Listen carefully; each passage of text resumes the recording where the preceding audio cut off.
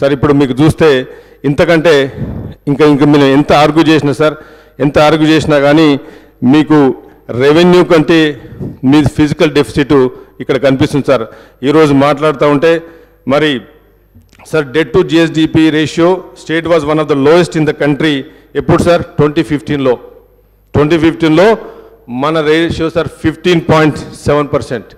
Today మీ ఇప్పటికే 27%కి వెళ్ళిపోయింది sir. So ఇది టుడేస్ ది సిచ్యువేషన్.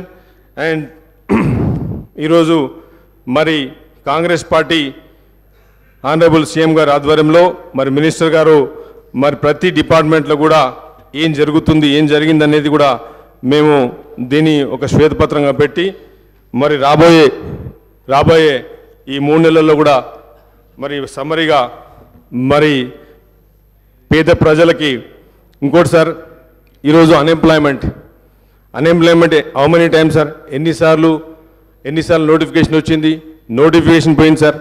ఎన్నిసార్లు కోర్టులో పోయి స్టే తెచ్చుకున్నారు.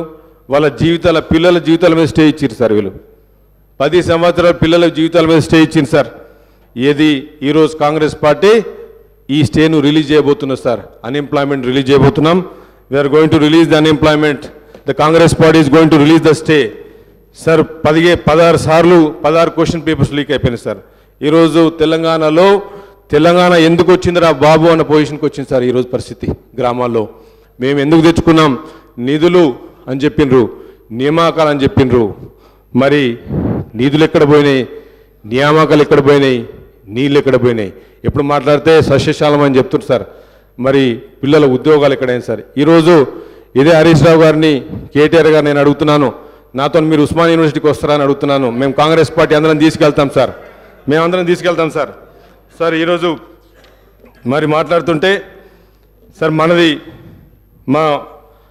మనం అప్పుడు మాట్లాడిన ఏవైతే 6 గ్యారంటీస్ ఉన్నాయి సార్, తప్పకుండా 6 గ్యారంటీస్లో మేము తీసుకున్నది.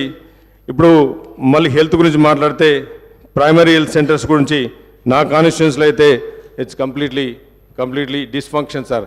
అక్కడ స్టాఫ్ లేదు, నర్సెస్ లేరు. మరి నాకైతే తెలియదు sir. I'm the new MLA, I will just joint the house. నాకైతే తెలుసు సార్. పిహెచ్సి సార్ మరి ఇంతకుముందు మాజీ మంత్రి గారు మాట్లాడుతూ ఉన్నారు. మరి ఆ మాట్లాడడంలో పిహెచ్సి సెంటరు బస్తీ దవాఖానలు అని చెప్తున్నారు. మరి మా ఎల్లారెడ్డిలో మాత్రం PHC is completely collapse sir. Pregnancy delivery కూడా సరిగ్గా చేస్తలేరు. మరి వాళ్ళు చెప్తా ఉన్నారు. ఆన్ ద రికార్డ్స్ ఏం చేస్తలేదు సార్. తప్పకుండా రాబోయే మేము ఒకటే కోరుకుతున్నాం సార్. కాంగ్రెస్ పార్టీ వచ్చింది, మాకు సమయం ఇవ్వండి. మరి మా ఆనరబుల్ సీఎం గారు క్యాబినెట్ మాట్లాడుతూ ఉన్నది. మేము తప్పకుండా చేస్తామని చెప్పి ఇంత సమయం ఇచ్చినందుకు సార్ తప్పకుండా